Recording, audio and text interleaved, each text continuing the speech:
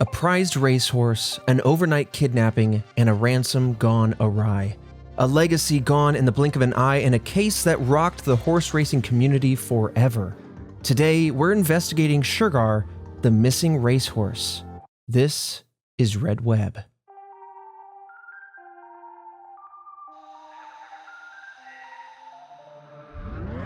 Welcome back, Task Force, to another episode of Red Web, the podcast all about unsolved mysteries, true crime, and the unknown. I am your resident mystery enthusiast, Trevor Collins, and joining me hearing this case for the very first time, Alfredo Diaz. Ooh, horse races. Big money in horse races. Oh yeah, big hats too. That's true. That's the whole look. You gotta go in with a big old hat. Yeah, it's just never been something that I've been like, I want to go see a horse race. You know what I mean? Yeah, I feel like it would be cool in person, but I've never thought like, let me go do that.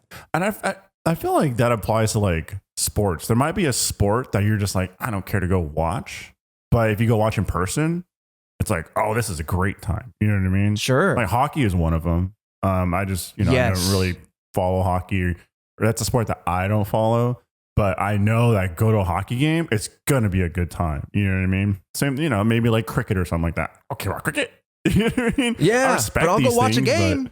But like, yeah, if I go there, I'm sure it'll be a great time. So absolutely. Yeah, and they're just majestic creatures, horses, man. They're just smart Stunning. And probably closely, a man's best friend's dog for sure. Mm-hmm.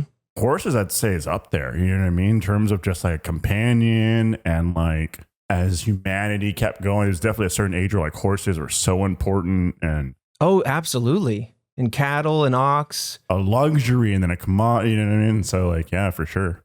I feel like horses are the friends you don't tell your dog about. You know what I mean? Yeah. Also, it's just easier to have a dog over a horse. That's true. That's true. A horse comes through the kitchen. It's a problem. Right. Or damn, and that's a big kitchen. That's, what? It has to be a big kitchen for that. And yeah, horses are really interesting, beautiful creatures. And because of that, I do want to highlight, this is one of the very few, maybe the first episode that we've done that surrounds an animal. And as such, every now and then I like to remind you all that in the description, we will put sensitive topics in case you need those. Of the things we're going to talk about in that episode today, I will remind you that is there again.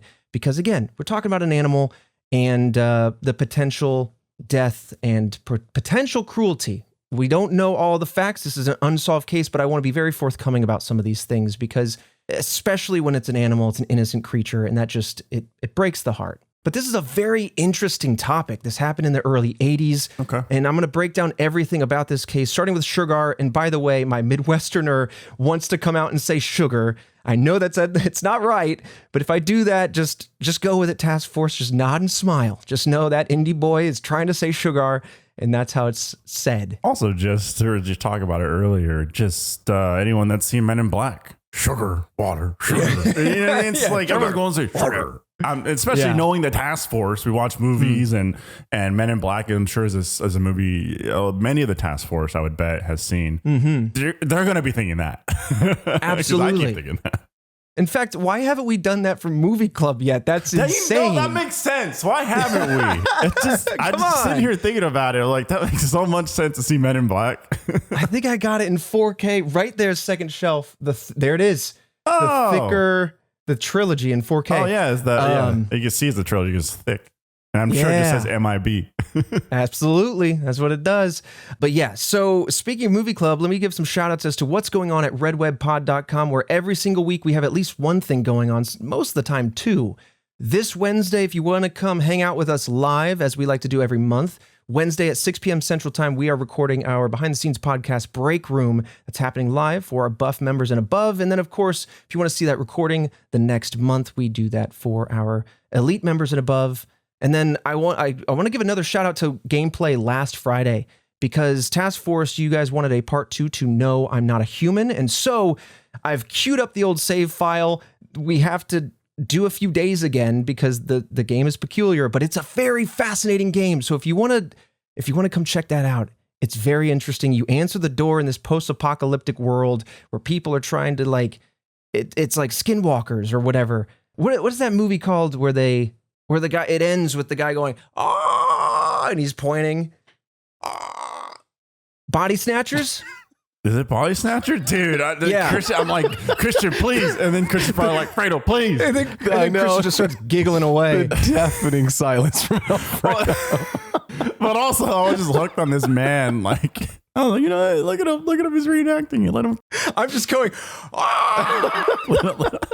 Nobody screenshot it. Nobody message us on social with that image. And certainly don't tag me. Okay, well, that's what's happening at redwebpod.com. It's the best way to support us. You get the podcast ad-free, lots of exclusives. But like I said, let's dive into this case, starting with Shergar, the racing horse, their background, where he comes from, when he was born, and all the details around him, and his very colorful history of crushing these races. Before then, of course, leading up into the mysterious abduction and everything that happened after that, the long investigation. It is a very interesting case with a lot of little turns here. So with that said, let's dive in. So Shergar was born on March 3rd, 1978 in the County Kildare, Ireland at the Shishun Stud Farm. As I like to do, we are starting off with an image of Shergar, so go ahead and check that out and describe what you see. It is a black and white photo. Black and white photo. Seems like it's a brown horse. It's got the kind of like white pattern just straight down from the forehead to the nose. It's a beautiful looking horse. Like, this thing is lean. Yeah, dude. And built like this. It's a primo horse right here. Horses just show their vascular muscle. They're just ripped. Yeah, you see when a horse is, I mean, like most horses are fake. You don't really see a thick horse, to be honest. No, hold on. What is that? There is a species of horse, or like a type of horse that's like, it's broly, it's big and thick and a little bit hairy, like down at the hoofs and stuff. And it's the one that likes to pull things. Christian, help me out. I sound wild right now. Like I just went to the zoo and saw an animal for the first time. No, I think you're right. Yeah. Like a Clydesdale? Maybe, I don't know. I don't know horses. Yeah, Clydesdales have the hair around their hoofs and they're the real big beefy ones. I think they're the horses from the Bud Light commercials you'd see at the Super Bowl every year. Yes, they are. Oh, gotcha. Hate that beer. So it looks like the Shire horse, generally considered to be the biggest, known for its immense height and weight, but of course the Clydesdale is also a big one. Belgian Draft, Percheron, and the Suffolk Punch. But yeah, as you described, Shergar was a bay-colored horse with a reddish-brown coat and a black mane and tail. And then he had what were called socks. So down at the feet where it's white, it looks a little bit like socks. And then of course the white stripe across the length of his face, and that's called a blaze. So as you can imagine, Shergar being a racehorse, you know that already, but because of breeding, it was bred to be a racehorse. Both of his parents were champion racers, and since his infancy, Shergar was owned by a man named Aga Khan IV. I have an image of this individual as well, so that way, as we say some of these names, you have a face to put to it. Now, we have a video version of the podcast Task Force. You can see that there on YouTube and Spotify, but if you want to see these images, we post them on our Instagram and social. Yeah, just an older man. He's got a suit on, you know, balding from the top, but he looks happy. Yeah, he certainly does. Now, this individual, I should say Aga Khan IV is actually a title because he was born as Shah Karim al-Husseini and was bestowed this title at the age of 20 by his grandfather, who was Aga Khan III.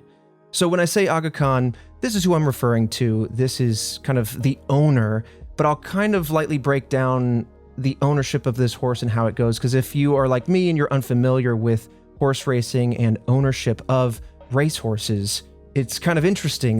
There's almost like at some point they issue shares to co-own this horse. And so it's kind of interesting. I've never kind of looked into this before. Now, Khan was an Islamic leader and successful businessman. This is where his money, I'm sure, comes from. And he owned many breeding and stud farms throughout Europe and the UK. He also owned one of the largest horse racing and breeding operations in France. And in all of those areas, by the way, he has citizenships. He's got at least 4 or 5 different citizenships. Jeez, a lot of money in horse races. If you have a top tier horse, you're talking millions, no joke, millions in semen in dollars. Well, made. Yeah. Just because, especially because a lot of I was watching Business Insider. I love Business Insider. It was most expensive things. And one of the things was just horse semen, because they all stem from one like elite alpha horse. And then from there, people spend like millions of dollars for like a small bit of like, you know, the semen from that horse in hopes to like breed their own champion, and then they can have their own line. Right. And so it's just, it all like comes all the way back to like one horse. And it's just like millions of dollars for that. Cause it's like, yeah, lots of money in horse racing. You know, you get $1 million from a horse that's a pedigree horse, good odds. And then, you know, you breed them, you get your own horse. And then if that horse does well, like this one does, and I'm sure, I mean, like what he's doing is he's breeding that horse, and then you just keep making money. Right. Sponsorships, reward money for winning these derbies. Yeah, the money do floweth. And I would imagine that it's like a high dollar per volume, right? Like we always think of like, what's the gas price, which is dollars per gallon. I would hate to see what $1 per gallon in this arena would look like, but it would probably completely dwarf that of what gasoline or something else. Oh yeah, it's a lot of money. Definitely a lot of money. So, like many of the foals under Khan's care, Shergar was sent to England for training between the ages of 1 and 2. So old enough to kind of trot around, but now in the formative years, let's have you under world-class training. And Shergar was trained actually by a man named Michael Stout, who recalled that Shergar was a gentle horse and responded very well to the training. It seemed that he was very receptive and, dare I say, malleable to what the trainers were looking for the horse to do, as of responding and running and doing all these things. Of course, it's difficult to train a wily horse, and so Shergar out the gate is definitely, you know, drawing attention. And then, in September of 1980, Shergar makes his racing debut. So the Aga Khan hired Leslie Piggott, who was a decorated jockey, to compete with Shergar. And the duo had an outstanding debut, winning the race by 2.5 lengths. I'm sure you can kind of intuit it, but a length is essentially the length of a horse. Much like a foot is the length of a foot, it's the average length of a horse. And so one length is approximately like 2.5 meters. Or 8.2 feet if you prefer. Yeah, that's a good amount. I mean, any kind of like foot race and stuff like that, you know, it's usually kind of close, and that's why you have photo finishes, you know? Yeah, and absolutely. So that's a good amount. 20 feet, right? 20 feet or what? 6.5 meters ish, something like that. That's a big lead for the debut race. That's looking good. Shergar's getting that attention up. So instantly impressed by his performance, it was evident that this was the guy, you know? This horse is him, okay? The horse racing community knows that Shergar is special. And the following season, to keep you on track, this is 1981 now, Shergar only improved, winning several races that year. All eyes were on him for the big one, the Derby Stakes, also called the Epsom Derby. And if you're interested, Fredo, you can actually go see this 3.5-minute race on YouTube. And it's a very interesting race because for most of it, Shergar ends up being in 4th place. And then at the very end, he kind of moves into 3rd. But let me tell you, hold on, I don't want to get ahead of myself. This is regarded as one of the most important races in the sport, right? So let me give you those stakes. Now, this horse race takes place on the first Saturday in June each and every year in Epsom, Surrey, England. And it's open to all 3-year-old colts and fillies. So male and female horses of the age of 3. This is a really definitive race for horses having a young and growing career, right? Yeah. Not only did Shergar pull out the win, on the final straightaway, he just moves. It's super impressive. He wins by a whopping 10 lengths, all right? To remind you, that's 25 meters now, or 82 feet. And he was in 4th, like pretty much the whole time? Kind of rode in 4th. It was a very crowded kind of, this is common in horse racing. You kind of hold your stamina, maybe do a bit of drafting, but on the straightaway is when you kind of see the front 3 up together, but Shergar just pulls away. It was really, really interesting. I actually have an image or 2 images. Thank you to the Yorkshire Post for these images, but take a look at both image C1 and C2, and you can see the photo finish and a very good look at the gap there. All right, I got to point out, 1, there's a ton of people. 2, that grass is lush. It's lush. That's some lush grass. Oh my goodness, like perfect. I'm so used to like dirt tracks. That's a lush green grass. Yeah. I was very surprised. When I see horse races, like you said, dirt track, that's a good amount of length. Are we sure this horse hasn't got NOS on it? Yeah, is Vin Diesel driving this horse? Like, what? What do you mean you just pull ahead like that and that far? Yeah, dude. That makes no sense. It's very impressive. As somebody, like you said, who I haven't really watched too many horse races. I'm familiar, but it really is something, Task Force, after this episode, go check it out. We'll, if we remember, link it in the description just because it is so interesting. 10 lengths, and that all of that distance gets pulled away in the final quarter of the race, if not less. And I also want to say this is the largest spread ever seen or ever won by in the Derby's 240-year-old history, and it is a record that is still held to this day. All right, so like you were saying, he is him. He is him. Damn. All right, so now I'm worried about the security of this horse. Absolutely. That is a problem. Yeah. And we're going to talk about this a little bit later on, but your instincts are right on. You want to be aware of the value of this horse because instantly, with this win under his belt, Shergar becomes the most valuable horse in the world. In the world. So you're thinking about security, you're thinking about the health, you're thinking about the value, and honestly, it feels a bit cold, and it kind of is when you look at the fine print of these contracts, but you insure an asset like this. And I hate even calling an animal, a living thing, an asset, but when you think about the money, like you were saying, flowing in and out of this arena, there's a lot of money at risk if something were to happen. Now, at the time, I want to get down to them brass tacks. The worth of this horse was estimated to be between $15 and $16 million. Damn! Yeah, now let me get you to say that one more time because I'm going to convert for inflation today. You know, this is almost like a little over 40 years ago. So today, that would be about 59 to 60 million US dollars. Holy Talk about shnikes. Also, what a estimated, you know what I mean? Like the difference is like $1,000. You know what I mean? So it's like, it's not even like, 30 to 50, 40 to 50, 59 to 60. Yeah. This Big Mac is estimated to be $8.65. It's like, okay, so yeah, you can pretty much guarantee how much money. Wow, man. That's a lot. Okay, look, like I said, horse races I knew, but like, damn, that is so much money for a horse. And now you see the bedrock. I mean, just start bottling this. No joke. Start bottling the semen up, man. Just start bottling. That's not how that works. And if you've been doing this, I encourage you not to. Just bottle it up, man. Start selling it, dude. It's biological. There's a shelf life. Dump out your milk gallons. Oh, swap God, it no. out, dude. Just hire someone because it'll be worth it. You don't want to do it yourself, and just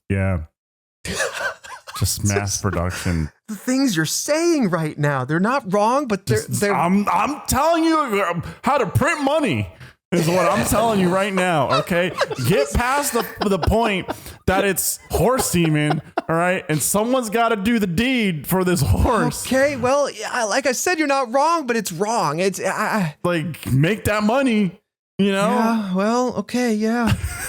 You might do better just winning one more race, but that's just me. That's just me. Off season, baby. You can still keep printing, all right? Entrepreneurs don't stop, all right? They don't sleep. Money. Listen, Wall Street told me money never sleeps. Gordon Gekko style. That's what I'm saying. Christian, I wanted to let the gravitas of the wealth in this whole arena and the value of this horse sit with this man. I think I let it sit too long. Oh, way too long. It festered. It popped the vessel and something. It festered. All I'm saying is if I had a horse worth that much, I'm pretty sure I could hire you guys to help me out. And the money will talk. The money will talk. The money screams in this case. And you're just like, look, I couldn't say no to 2 briefcases worth of cash. Like, you're giving things in volumes that they shouldn't be in, like briefcases and milk jugs and pallets. That's the kind of money we're talking about, though. You know what I'm saying? It's that much money. Yeah, you're not wrong. Okay, let me get us back on track, the horse track here. This episode of Red Web is sponsored by Rocket Money. Have you ever had a moment when you realized you needed help getting your finances under control? Was it a specific purchase, a bill, a bank statement, something like that made you think, I need to get a fix on this thing, I need to control it? Well, let me introduce you to Rocket Money. Rocket Money is a personal finance app that helps find and cancel your unwanted subscriptions, monitors your spending, and helps you lower your bills so you can grow your savings. I'm going to tell you right out front, this is something I use every single week. I know Alfredo uses it, Christian uses it, and even if you want to use their free plan, it is an incredibly powerful tool to analyze and look at all of your finances. The money coming in, money going out, different cards, different bank accounts, whatever it is. I love how they categorize everything, and it gives so much transparency to a much needed facet of your life. If you're looking for something like this, I can't recommend Rocket Money enough. Now, with Rocket Money, you can set budgets and goals, get personalized insights and regular reports, and receive real alerts for large transactions, upcoming bills, refunds, and low balances. The app consolidates checking, savings, loans, and investments into a single dashboard to give you a clear view of your full financial picture. Let Rocket Money help you reach your financial goals faster. Join at rocketmoney.com/redweb. That's rocketmoney.com/redweb to let them know that we sent you, support the show, and support your own finances. rocketmoney.com/redweb. Okay, so now I've laid the bedrock. You understand the value in play, and you can understand how a sinister ne'er-do-well, an individual that might want to come through and get a little bit of that cash. So Shergar's continued success just moved through the season. He took home several more wins, and all of his competition was leading up to what's called the Prix de l'Arc de Triomphe in France, also known as, thankfully for my English tongue, the Arc Race. It is considered the most esteemed race in all of Europe, and unlike the Epsom Derby, it is open to horses of all ages. So Grandpa can go up against grandson, and I'm sure that's actually maybe happened. I'm sure, yeah, for sure. Yeah. Now, his trainers believe that this would be the perfect last race for him. Now, it does seem interesting that, they retire quite young, but racehorses only tend to compete for like 2 to 3 years. And so when I was talking about an early career, we're already kind of near the end. That's what I'm saying, man. So you gotta keep making new horses. I should have been a racehorse. Most retire, I should say, between the ages of 5 and 7 due to the wear and tear on their bodies. They're strong creatures, they can run fast, but you can see even in the Epsom Derby that I was talking about, you can see how the fatigue hits by the end of that race. It is very much an explosion of energy, and they're heavy creatures and joints can only do so much after years and years of running and running. So they plan to have him run this race, go out on top is what they're thinking. He would retire on the other end. But when looking at the schedule, it seems that Shergar would have a considerable break between his last known race and the Arc itself. So the trainers are thinking, well, maybe we enter him into a lower stakes race, maybe keep him fresh, keep things going, and maybe, I don't know, make some money. I'm making assumptions here. So they enter him in to the St. Leger Stakes in Doncaster, England. It might also be the St. Leger. I'm getting my French and English mixed up, but the race was 2,800 meters, around 1.8 miles in length, so considerable distance, and was Shergar's longest race to date. Now, in a shocking turn of events, Shergar actually placed 4th in this race and finished a surprising 11.5 lengths back from the winner. After this, Shergar underwent extensive testing to see if he was injured or sick or if anything was wrong. Now, my instinct says, as somebody who is new to this realm, maybe it's the longest race. Maybe he just has a sweet spot for his stamina and he was overtapped, That's a good point. That's a very good point. It could just be, the same thing with like swimmers and runners. Yeah. It's the same. It's the same thing. They have their specialties in terms of like distance running or short distance or hurdles or whatnot. Yeah, for sure. I think that's it. Now, I'm sure they're all thinking that's their whole career, but it is worth testing. And all of these tests, by the way, for health, injuries, anything like that, they all came back normal.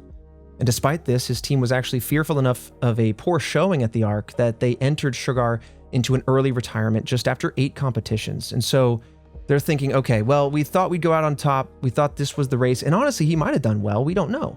But they're thinking, after such a sour turn on this kind of one-off, let's just call it here. And even with the shocking loss, the Aga Khan continued to receive multiple offers to buy the prized Shergar horse. And of course, he's still pretty young.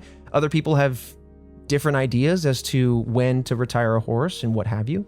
And Khan decided that instead of selling the horse outright, as I kind of said earlier, he decided to what's called syndicate the horse, creating 40 shares of this horse, 40, each worth $400,000, and this was in the year 1982.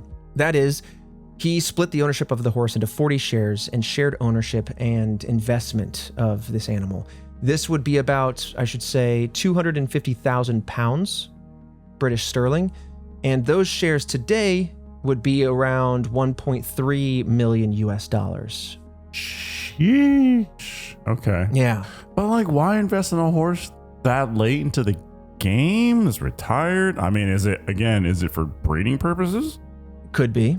That's actually a really good question, and I don't believe we kind of talk about that, but out of curiosity, Christian, if you don't mind, like, doing a little searching on the side and see if you can come up with an answer, because if he was being retired, that's a very good question outside of the idea of breeding, which was certainly, and I'll talk about that was the next idea. And so maybe, in lieu of Christian's answer here in a little bit, maybe that's what it was, Fredo. So the Aga Khan kept 6 shares to himself, sold the rest to individual buyers, and Shergar then retired to Ballymany Stud Ranch in County Kildare in Ireland. There, Shergar lived out what it's called rutting season, or a breeding season, breeding with over 40 mares and becoming the father to 35 foals. Damn. Yep. Yeah. So I don't know how shares reflect the offspring, but it could be that, hey, I'll invest this money into this horse, and then almost like a dividend, if we're talking about, company investments, do they then, every time the horse is bred, is there some sort of fee, as you're kind of, we joke, but as you're kind of talking about Fredo with semen or what have you. And so maybe they get a kickback based on proportionately how many shares they have, etc. We didn't really research that, or Kat didn't go deeper into that realm. But I would think so. I would think so too. Now, it is worth mentioning before we get into the abduction phase of this case, none of his offspring reached the same amount of success that he did, but still many were eager to have their mares mate with Shergar, and his 1983 rut season was fully booked. Dang. See? They're making that money. So looking into it, it seems like the biggest reason is to kind of recoup costs on investments spent in the horse during their race career. But just because they're ending or retiring from racing, they can still compete in equestrian sports, things like that, things that aren't as intensive on the body, or like you guys were just saying, breeding, and making that a secondary business after the horse is retired. Okay, that makes sense. Yeah, and more laid back sports kind of make sense too, because he kind of built a name for himself.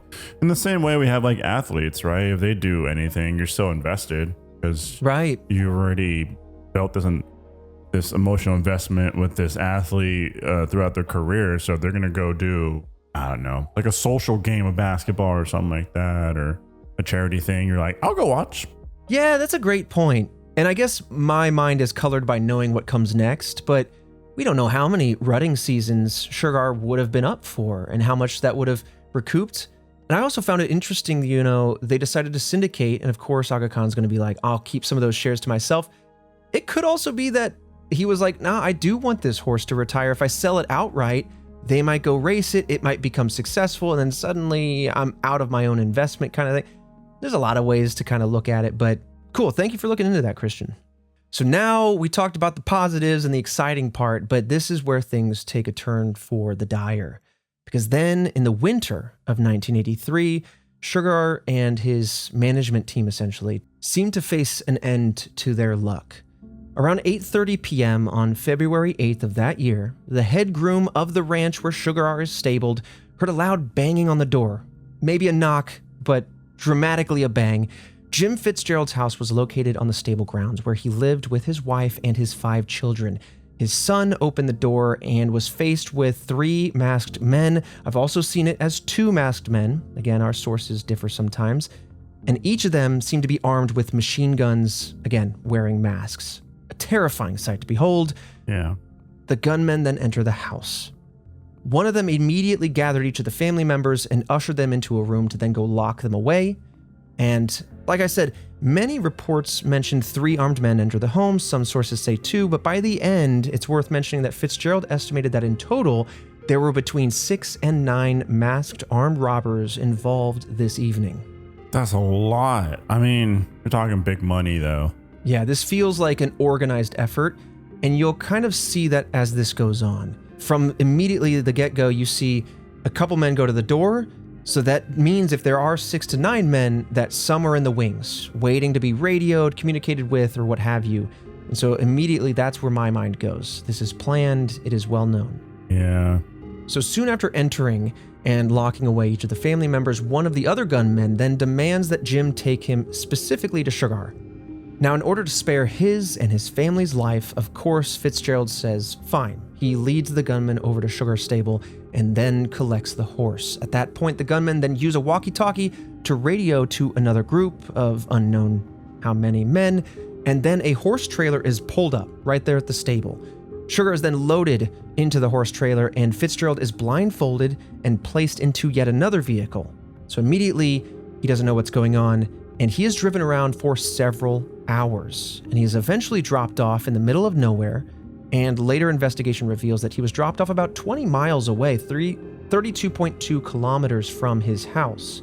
And so when you think about that, driving for 3 to 4 hours just to go 20 miles, it really shows that they were burning the clock, trying to hide their trail, trying to discombobulate Fitzgerald so he didn't know where he was or what have you.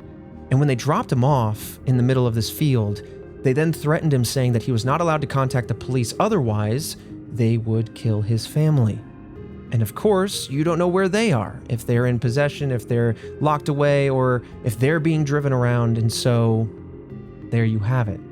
Yeah, it's just really disorienting. Yeah. And that on top of the emotions you're going through, the heightened adrenaline, the panic, geez, just completely all out of sorts. I don't even know how to react in that situation. Or you just don't know where east or west is in your mind. Right. Physically. It's yeah. Okay, they were doing some work. And I believe he was dropped off in the wee hours of the morning, somewhere between like 3 and 4 a.m., if I recall correctly. So yeah, it's still dark out, so maybe he just heads to the horizon with the brightest lights. Eventually he does go to a small village. We'll talk about that. But the robbers, in threatening him, say that they're basically going to contact them, or they will make themselves known at some point, and they will call themselves King Neptune when they call. Out the gate, there's 2 different numbers, and I'm going to break down all these different phone calls here when we get to the investigation. So the ransoms get a little hairy, but suffice to say, I'm going to jump to the biggest sticker price because these different numbers kind of go into the theories a little bit. So without confusing you yet, they apparently told him that in order to get Shergar back, they would have to pay 2 million pounds or 2.6 million US dollars, which in today's currency would be $8.5 million. Sheesh. I mean, I would think that they have insurance on the horse. Mm-hmm. They do. Well, the shareholders do. And I remember reading about this. I think I put it in the notes. And if we don't get to it by the end of the episode, remind me, and I'll kind of break down how that went. But yeah, I want to kind of finish that night because it's important, because there's a few inconsistencies that I don't want to confuse you. So they leave him in the middle of a field. He eventually reaches a nearby village called Kilcock or Kilkick and was able to access a phone. In an attempt to keep his family safe, this is where a game of telephone occurs. He contacts his brother Desmond, who was able to drive him back to his ranch. Once he ensured his family was safe, he then notified his boss, Jelaine Drion, and I want you to remember this name, Drion. Drion then contacted the Aga Khan, who was in Switzerland at the time. This would have been around 4 a.m. This is a stronger timestamp, so we know where we're at in the kind of timeline of the night. So he messages his brother, gets home, then messages the boss, Drion. Drion messages the original owner, Aga Khan, who now has 6 shares of 40 for this horse. Meanwhile, there's an entire series of several others getting looped in on this crime, including Shergar's vet/part owner, who then themselves called the manager of the Irish Thoroughbred Breeding Association, who then reported this to the Irish finance minister, who then themselves finally called the Minister of Justice. And so immediately there's these domino of phone calls going out, this domino effect that finally reaches a very high level, Minister for Justice. It's unclear who exactly in this chain contacted police, but eventually it made its way back to the police, and Shergar was reported missing. I believe in the various sources I looked at, it was both. It was an and/or kind of situation between the Irish finance minister and the Minister for Justice who contacted the police. It seems like it took a second. I mean, I'm sure these phone calls were moving at the speed of light, but it seems like it took a second to actually phone call the authorities instead of going straight to like, that's the first phone call we're going to make here. But I mean, when there's that much money and there's that many people and you have people of power, and then also I'm sure there's like lawyers and legal investments, and then you also have the publicity. Yeah, I guess like get all your ducks in a row before making that one big phone call to report it. Yeah, absolutely. I mean, the biggest thing here avoiding Fitzgerald from going straight to the police is that threat to his family. Obviously, these guys mean business. Yeah, true. Yeah, that's the big one. But then it did eventually reach the authorities, so... Yes, it did.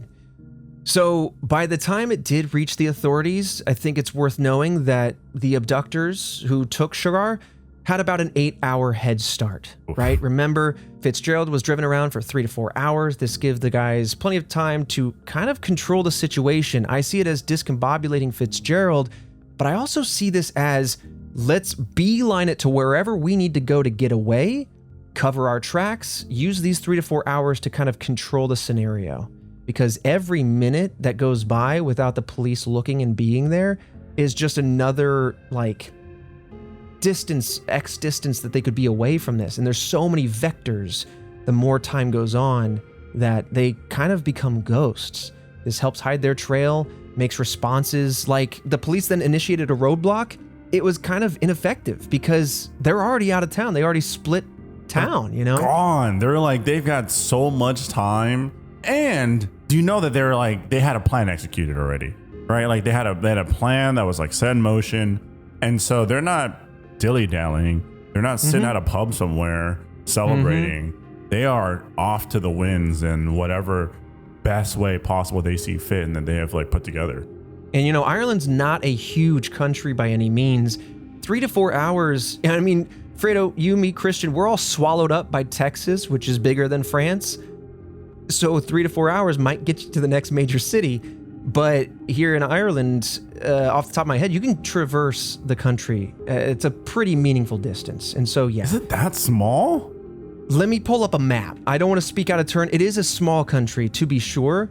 I'm going to go extreme. Cork up to Londonderry, if I'm saying that properly. That's like all the way south, all the way north. Yeah. There's no, as the crow flies, you go through Dublin and then back up north. That's like a 5-hour and 20-minute drive. Jeez, yeah. And they had what, like 8 hours before the roadblocks were set in? 8 hours before the police are made aware. Oh, jeez. So even longer than that for roadblocks. Yeah. Dublin, which is on the East Coast, 2 hours, 20 minutes, you can make it to the West Coast. It's oblong shaped, but yes, if I say 3 to 4 hours or 8 hours, you can get anywhere almost. So it's like they knew roadblocks were going to be part of the thing. I wouldn't be surprised if this horse ended up on a ship by this point, but... True. If this is not on the ship, just gone. With that, unless you have any questions or any observations, I kind of want to dive into this investigation because this is where the real interesting stuff happens. But of course, it's unsolved, and so it will be frustrating. Buckle up. The next day, right, almost immediately in the later hours of the morning, the police are right on it. They set up the roadblocks and everything, but we know that those are ineffective. They're starting their search, but it's very, very difficult. And to complicate the search, there was oh man, this shows the planning, Fredo. There was a large horse sale taking place in that same area that next day. And so horses are coming in and out. If you don't know exactly what Shergar looks like, you can see a lot of these reddish-brown horses with a white blaze. It's also been reported that several law enforcement agencies were involved, but didn't actually work together. And so that also complicated things. You know, when you have people not sharing notes on their investigation, they're saying, this is my jurisdiction, this is your whatever. It hinders the investigation. We've seen this countless times, unfortunately. Yeah, we have. it feels like too good of a crime. Like if and movies have been made about this actually, but yeah, their smoke bomb is actually this massive horse sale that's taking place in the immediate area the next day. Dude, they thought it out. Like they thought really about did. it, put it together. Because then, yeah, like what, is everyone going to have a picture of this horse and know exactly what it looks like? And when you're on the lookout for a horse and then like one trailer hauling a horse flies by, it's like, all right, let me check that one out. When you have a ton going in and out and that's just the event, you just start to kind of lose the thread there. Yeah. It's like finding a needle in a needle stack. Like, Yeah. it doesn't make any sense, but that's what it is. Yeah, that's true. So this isn't the only piece of, and I hate to say it, but almost brilliance kind of layered into the planning. By the end, we'll kind of wax poetic about some of the other elements here that are in the theory, but it suddenly dawned upon investigators that really to make any headway on this case, they would have to wait for Neptune here to make a call. That they needed a call from King Neptune to start demanding the ransom. Now things get a little hairy here. Looking at the various sources, I started to get a little confused the longer I looked, and Kat, bless her heart, she's our researcher, helped kind of pull this all together. But in total, there are 2, if not 3 calls, and the timeline of those calls makes things a little confusing. So if I lose you, Fredo, let me know. Okay. Because we're going to start in the middle. We're going to start with kind of what is said to be the second call. That call that they were waiting for came in February 9th, and it was made to Drion, right? Fitzgerald's boss. Now, as informed by police, Drion attempted to stall for 90 seconds, allowing police to track the call and figure out where this was coming from. Very much like a movie, Right. very much in reality here. And almost on the dot, when Drion's talking to these guys, 80 seconds goes by, click, hang up. Yeah, I'm sure it was mid-conversation too. I think they knew, like this doesn't seem like a poorly put together plan. No. So they're going to make a phone call. They're going to know like how much time they have. And that does not surprise me at all whatsoever. So it seems that, per various reports, that this calling and talking and hanging up lasted several times. And obviously with an attempt to avoid any sort of tracing. And some reported that the conversation was actually relatively comical, if not frustrating, since Drion wasn't fluent in English. He spoke French and was unable to understand the caller's Irish accent, and vice versa. The caller was unable to understand Drion's heavy French accent. And so you have 2 individuals who kind of can't communicate clearly, trying to negotiate a ransom, but eventually, both as a ploy to understand, but also get this call to last 90 seconds, Drion says, okay. Speak slowly for me, right? The demand is made clear on this phone call. £2 million for this horse. Further negotiations would be handled through a separate line, but since those happen over the following 4 days, this is a good chance to talk about the other few calls that happened. Because it's almost like multiple realities are happening, so keep everything in line. It's like multiple timelines, because they'll all coalesce at the very end into the shared truth. Okay, so first off, we have a call to the BBC newsroom in Belfast, Ireland, from someone claiming to be the kidnappers. This happened a few hours after the call to Drion, and the details on this call are a little fuzzy, but hold that call in mind. I will say it's a little weird because they seem this whole thing seems very put together. And so to make a phone call to like a news outlet to post, to put yourself out there just doesn't seem to quite line up with my initial like thoughts of how this group functions and the way they're thinking. Yes, I love that you're saying this, because this next call goes so the opposite way. And I say next, it's actually the very first. So I'll talk a little bit about why we think they contacted BBC Belfast in a little bit. But before we do, this is where I want to dive into the third call, which is actually the very first call. It's super interesting and offers a lot more insight, and also overlaps as far as information learned with the BBC call. So this other call happened the very night that Shergar was captured. I'm so excited to talk about this, because this call was made when Fitzgerald is being driven around. It was made to a man named Jeremy Maxwell. And again, this is happening soon after the kidnapping. And Fitzgerald's blindfolded. He hasn't even been dropped off yet. And so it's so long before anyone else could possibly know that this horse was kidnapped. And I believe, based on some sources, that they name drop King Neptune in this call. They even start making ransom demands in this. But before they do, they say, we're the thieves. We're going to negotiate with you guys, but we will only negotiate with 3 people. Lord Oaksey, Derek Thompson, and Peter Campling. All 3 of these individuals were horse racing journalists who jumped at the idea, obviously, of being so heavily involved with the largest story of the year, if not the century. Being name-picked and everything. Right. Campling hails from The Sun. The other 2 come from ITV. And this, again, is apparently the same information that was given to BBC Belfast in order, on their call. And now this kind of, to me, affirms the authenticity of the callers at this juncture, because we have the name drop. We have we know Shergar's been kidnapped call before the world knows. And I think that they contact the BBC mostly to make a big to-do out of this. They want the world to know because they want a little bit of chaos and attention on it. Now, what's really interesting about this call, remember, this is the very first call. This caller demands 40,000 pounds. 40,000. That's the only ransom they give, so much smaller. And then they demand that all 3 of the aforementioned journalists arrive at the Europa Hotel in Belfast by the evening of February 10th. Notably, this is a much, much smaller amount than was listed on the Drian call, which happened next. So then, again, this just seems to not line up. They seem so organized, and now you're having phone calls that seems like such a publicity stunt, they're boasting, and then the numbers don't line up. Mm-hmm. Yes. But then this phone call came in such a important time frame. Right. So all 3 of these calls feel so authentic, feel so definite, but almost like these guys aren't sharing their own notes. Why say 40,000? Why say 2 million? Is the point, is the point to cause confusion? Yes, I think so.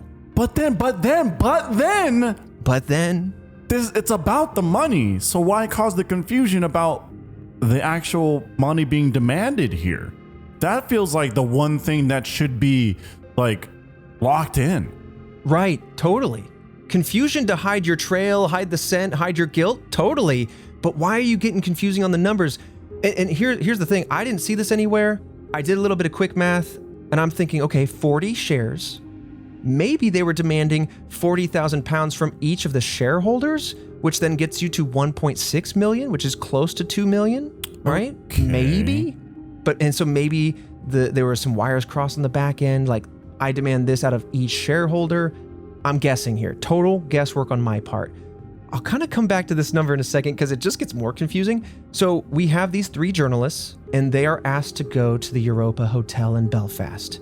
So they do. They're at the hotel. The 3 journalists receive another call telling them to go to Maxwell's home, which is kind of a farm in the middle of nowhere. It's 30 minutes outside of Belfast. So why go to the Europa Hotel?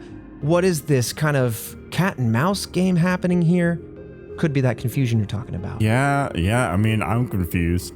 It seems so precise, and now it's just chaos, but you're following, right? I still got you? I don't know, man. I'm thinking on top of the thoughts that are thinking, and those thoughts are having separate thoughts to oversee the 2 thoughts that are happening simultaneously. Yeah, now they got me. Yes. So before I continue further, because I recognize the confusion, it is part of the scheme. I'm falling prey to the confusion here. First phone call made to Maxwell the night of the kidnappings. It has this information about the journalists and the ransom. That will go on. A day or so later, Drian gets the call for 2 million. Hours later, BBC Belfast also gets the call talking about these journalists, talking about Europa Hotel, not so much the $40,000 figure. But let me confuse you. So that's the timeline. We're now coalescing back into the same shared timeline. No more confusing information. They go to the hotel. Now they're at Maxwell's house. All right. We got it. They're waiting for another call. And they do get that call from the kidnappers, and this time they up the ransom a whopping 52,000 pounds. And so I'm thinking my theory that it is a per share ransom makes more sense, because 52,000 times 40 gets you a little bit over that $2 million amount that Drian was talked about. Yeah. But also, I need to recognize these people, this group, whoever they are, is now negotiating with two different angles, right? They're talking to journalists over here, but to Drian and the management team, they're talking over here. And they're talking about different numbers. So keep all that. Now, it is these dramatic differences in ransom amounts that are really puzzling investigators. Maybe that's function rather than a glitch. We don't know. But wisely, one of the journalists Thompson insisted on getting proof that Shergar was alive, because now we see that we're on this merry-go-round. Can we just stop for a second and let's talk, is Shergar there? Yep. Now, some reports state that on February 12th, Maxwell received another call, stating that something had gone wrong and that Shergar was dead. We don't know for sure. Either way, we're still caught in a tizzy on these ransom amounts, and I do want to say that if you look at different sources, that $52,000 amount sometimes ranges upwards to $56,000. So again, we have confusion baked into the plan, mixed with confusion of reporting over decades, right? But regardless, investigators now being puzzled are thinking, okay, maybe these ransom amounts being different is either confirming A, that this is just some sort of prank, that we have somebody else on the line kind of getting themselves into the mix of this, or, as you kind of pointed out, Fredo, that they're using a second angle simply to throw us off their scent, to confuse the police. And by making it so public with all these different numbers, it also puts the public in the seat of trying to figure this out and also broadens that confusion. Yep. It's just causing complete chaos, and everyone's getting something different, and even I'm sure the authorities are confused. And then on top of that, the public's probably confused because, again, they're reaching out to the journalists specifically, you know what I mean? And their audience. And so at that point, it's like everyone in this world is getting different numbers, and it's all over the place. Absolutely. This episode of Red Web is sponsored by HelloFresh. You know what no one ever tells you about weeknight dinner? It never goes away. Every single day around 5 p.m., there it is, waiting to be made. Enter HelloFresh to give you your nights back, baby. HelloFresh gives you those pre-proportioned ingredients and step-by-step cards, making the process so much easier and taking off the mental load of figuring out dinner every single night. And HelloFresh gives you a wide variety of options with over 100 recipes every week. You pick what sounds good, not what you can figure out how to make. With HelloFresh, you get back not just dinner, but time and energy. The ability to actually sit down instead of standing at the counter, stress eating while you cook, trying to figure it all out. I'll just be honest, I do not handle planning meals very well. And this is why I love HelloFresh so much. Thank you, HelloFresh, by the way, for being a sponsor, because I'm a huge fan. I love that it shows up at my doorstep and that they have a rotating list of different recipes and different dishes every single week. And I've never had a bad one. I love every single meal. They broaden my horizons, and then I learn how to cook new things. I've never julienned a red pepper before, but now I feel like I'm Gordon Ramsay or something. And you can also keep these recipes. That's my favorite part. So that way you have this laundry list of things in the future if you ever want to look back on them. Like HelloFresh says, when dinner tastes this good and takes this little effort, you finally get your nights back. Task Force, go to HelloFresh.com/RedWeb10FM to get 10 free meals and a free Zwilling knife, a $144.99 value on your third box. Offer valid while supplies last. Free meals applied as discount on first box. New subscribers only. Varies by plan. Again, that's HelloFresh.com/RedWeb10FM. Link in the description for your convenience. And so, before I continue with the investigation and add more information to the cauldron here, we're seeing a horse be kidnapped from Ireland, moved into Northern Ireland. We're going to talk about the intricacies of that here in a second, because we are in the 80s. We're also noticing that we have a conversation happening with the three journalists with very low but high publicity ransom numbers. And then over here we have Aga Khan and Drion and everybody else and the shareholders being talked to about a much higher amount. And so I want to focus on them for a second, because this seems to me, and I think investigators, to be the real, actual conversation, everything else being smoke and mirrors. Yes. Let's focus in on Aga Khan's rants. Negotiations on the larger ransom are still ongoing, right? This is when it seems apparent to investigators that the kidnappers are going, wait. Okay, hold on. They, I don't think, realized how complicated negotiations would be with 36 shareholders, right? You're not talking to a horse owner. You're talking to a horse that's got, Aga Khan plus, I think, 36 other individuals. And so they all have to come to terms, they all have to agree, and they all have different insurance plans that will pay out under different circumstances. Man, like, talk about so much work for the people actually stealing the horse. Yes. Right? Like, it's not just like, I got a one person, give me this money. It's like, there's so many shareholders, but maybe there's some genius, like, thing that is coming into play here. Well, I think you're right on the money. Pun not intended there, but the kidnappers grew pretty obviously impatient at this point. Now, after a few days of this, the shareholders themselves are not deciding on how to proceed. Wisely, they too are now looking for proof of life of Shergar, and now both lines of communication are like, hey, give us that proof. And so now, because both the smoke and mirrors and real conversation are going, give it, they're like, fine. So on February 12th, 4 days after Shergar was kidnapped, one of the abductors left a package at the Rossnary Hotel near Dublin, Ireland.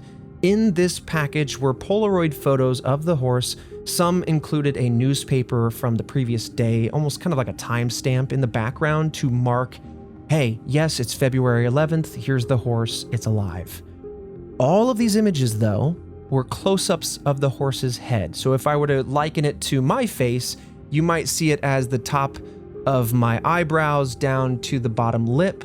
You might see it as one eye, but the bottom of my chin. And these photos exist online. I will say viewer discretion is advised, because we don't know 100% sure if the horse is alive in these photos or not. Right. They're just so zoomed in that even the shareholders and the journalists are like not convinced that this is... I was just about to say, I'm like, there's no way. If you have the horse and you're asking for this much money, why take such a obscure photo? Why wouldn't you just take the damn photo of the horse? Especially because they're impatient too. Yes. You went through all this work of taking these photos, getting them into a drop that wouldn't get you caught, and you couldn't just this is your last step to getting that money, criminal. Yep. But it's suspiciously all very narrow on the face. And so, that's weird. Yeah, so they're not really convinced. And that same night, the kidnappers called once again with the same demands, but in response, the shareholders are like, no, this isn't proof enough. The horse's eyes are open, you've got the newspaper, but I've seen one of these photos and it's just a black background.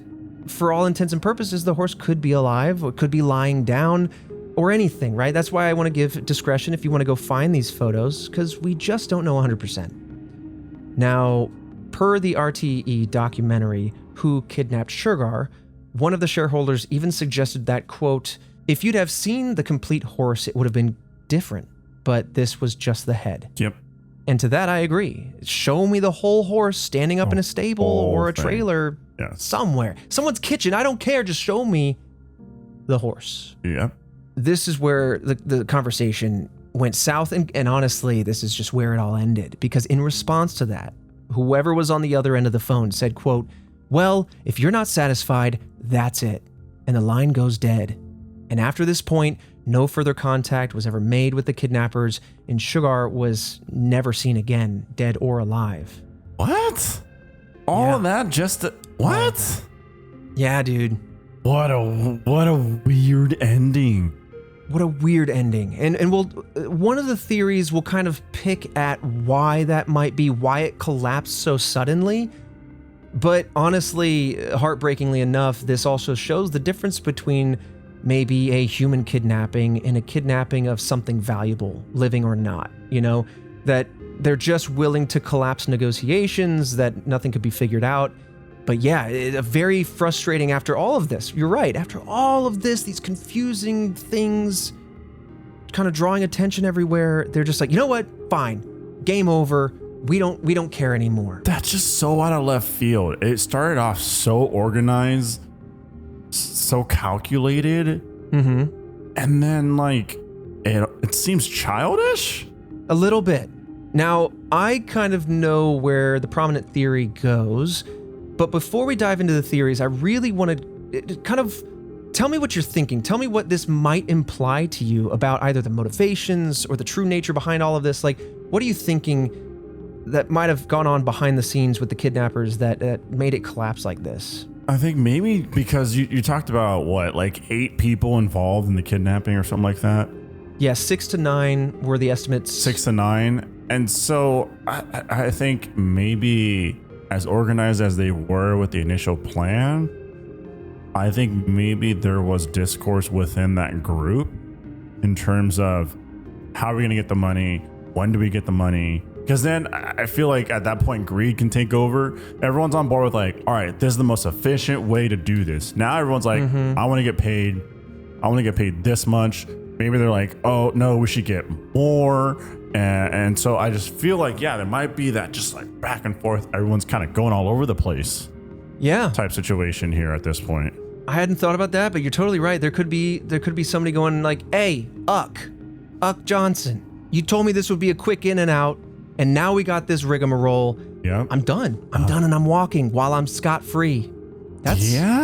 Which is so weird because at that point it's just bigger shares for everybody. The weird thing is that it seems like Shergar might be dead, but why wouldn't you protect that with everything you've got type situation? Because it's so much money. Yeah. Because it's a living thing, and so you're going to want to protect it.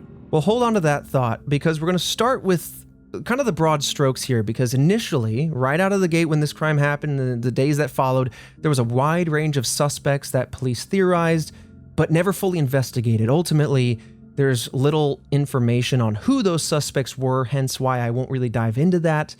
But after the kidnapping, there were a few theories, micro theories, before I give you kind of this bigger one. So investigators were looking toward, vaguely, rival horse breeders who were said to be enemies of the Aga Khan, or rivals maybe is a better word. Yeah. I can see that, it's a possibility. It would be strange to start horse racing starts to become this criminal organization where they're all after each other's horses, but who knows, right?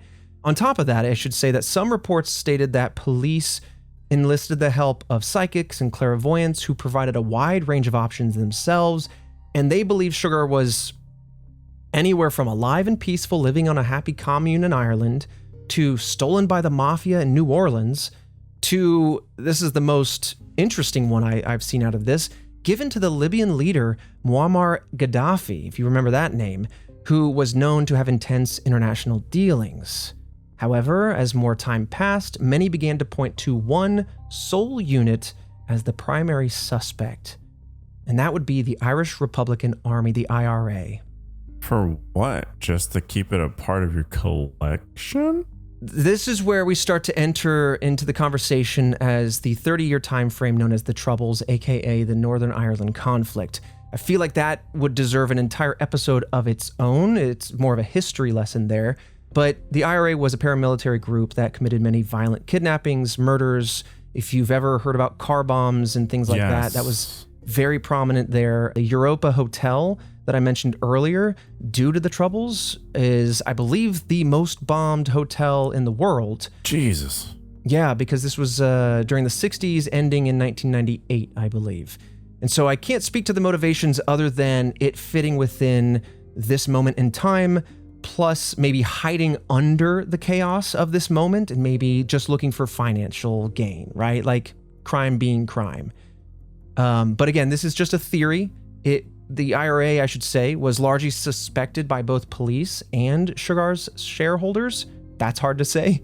They were known to kidnap people, demand ransoms, and it was thought that they would do the same potentially to a horse.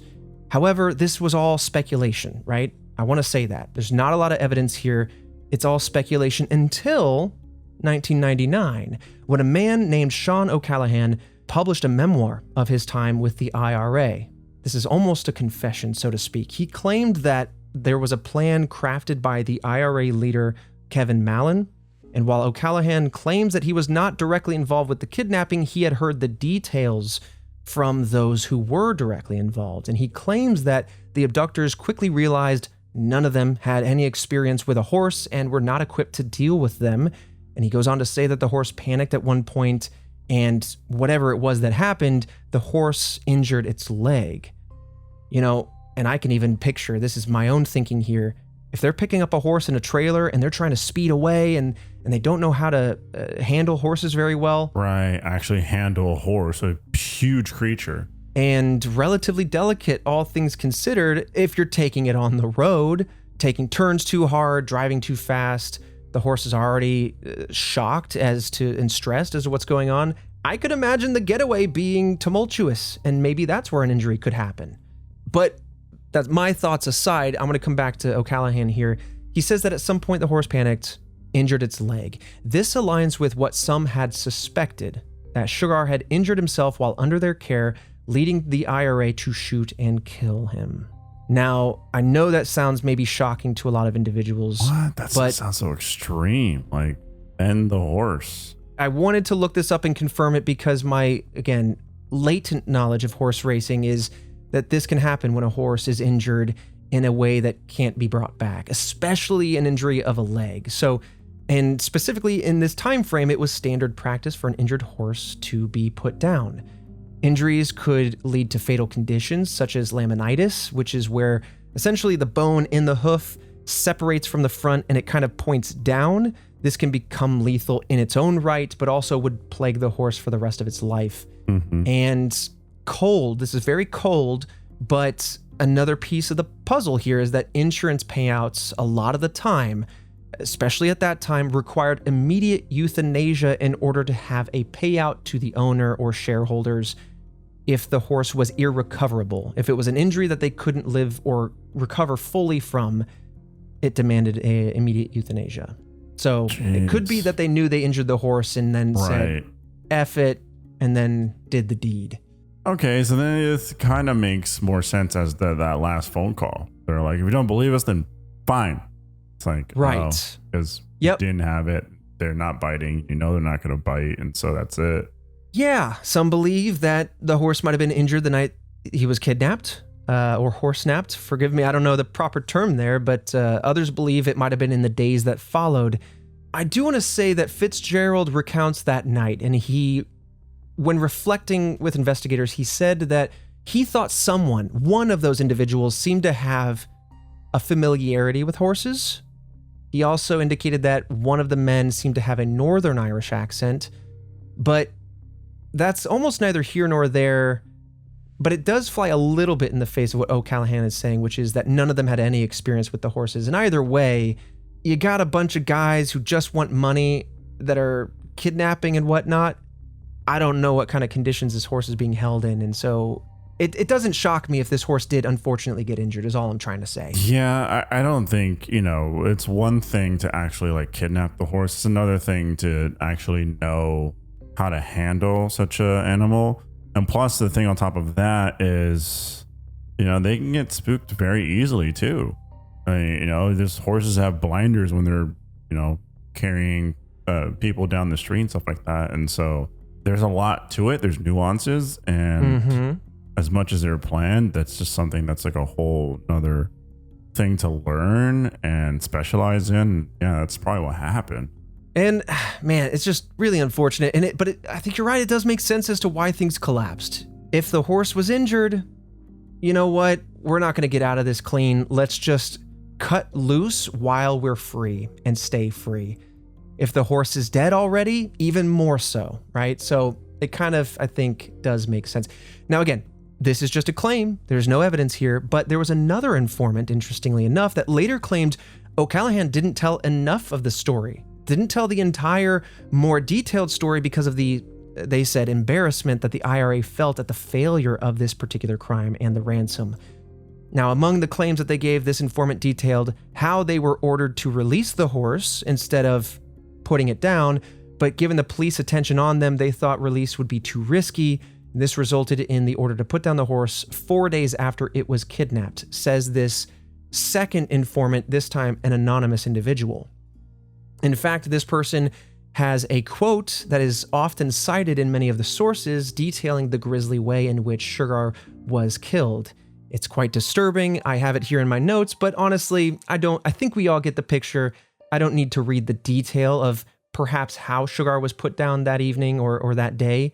But for those who are morbidly curious, it is available to you online. But that's kind of what this informant is also saying, is that O'Callaghan has it right, but here's some more details. Again, no evidence, and it's been widely speculated as to where this body of Shergar would be, where he now rests. Some believe it's buried somewhere on one of the IRA former members' farmland, which would make it quite difficult to go search to get the rights to do that. While others believe that the body might have been tossed into a body of water somewhere, would be rapidly decayed and the bones would be buried over time. Either way, though, the general consensus is that this would be nearly impossible to trace.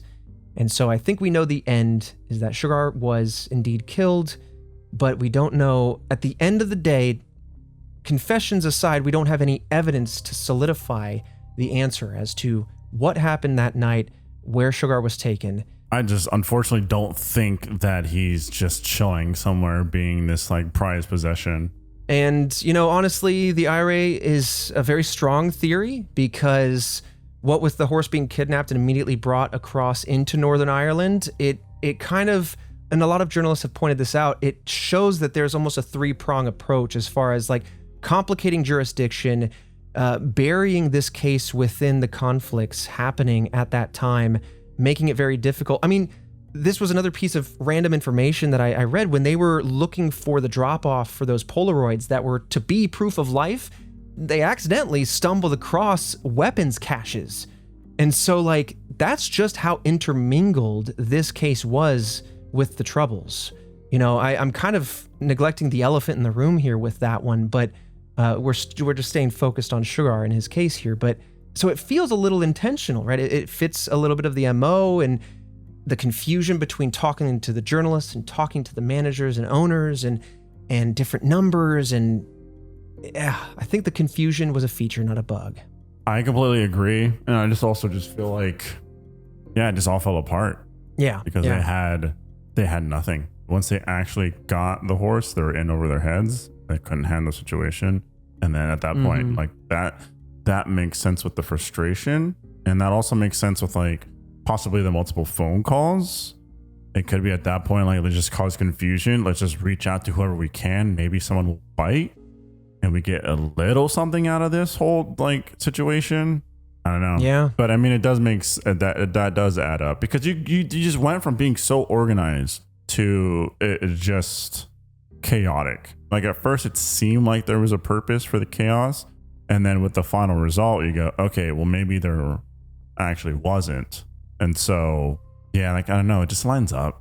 So to this day, it is widely and largely believed that the IRA was in some way responsible for Shergar's disappearance and subsequent death, though they have never claimed responsibility. And ultimately, without any of this evidence regarding O'Callaghan's story, it might be just that, right? To be fair, it could just be a story. Now, at its peak, during the investigation phase, upwards of 70 detectives were investigating Shergar's disappearance, and police searches continued for weeks after the crime, even though it was scaled back. And so I didn't really talk about that part because it wasn't super fruitful, but I did at least want to say, like, it's not that there was a lack of effort there. No arrests were ever made, and Mallon denies any involvement, the leader of the IRA. Shergar's legacy, though, to end on a positive note, continues in the racing world today.